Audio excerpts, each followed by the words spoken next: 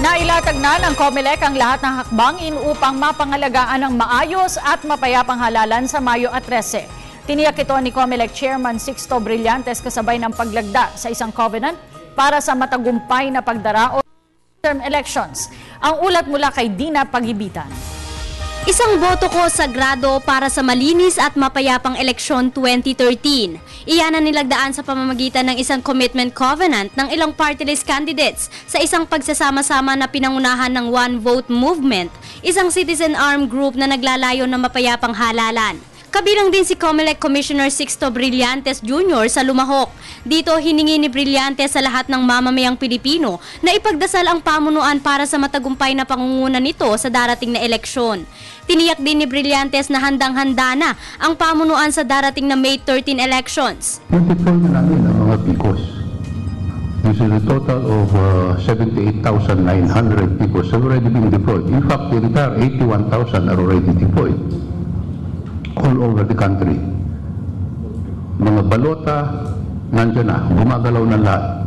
Ayaw lang namin sabihin kung nasan at baka makuha ng mga mababait na tao dito na nag-hijack ng mga balota.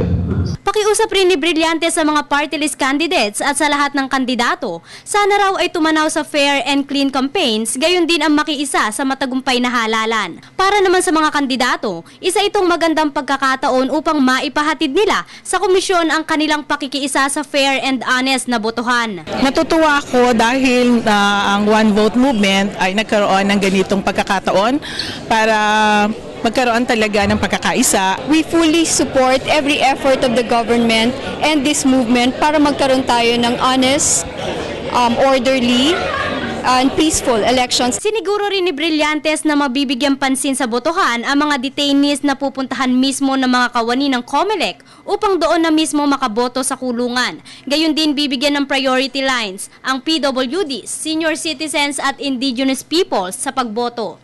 Tinitingnan din ng pasa ng online voting sa 2016 elections para sa ating mga overseas Filipino workers. Ngunit sa ngayon, hindi pa raw ito mapapatupad. Samantala, pag-iisipan pa raw ni Brillantes kung mananatili siya sa posisyon pagkatapos ng halalan.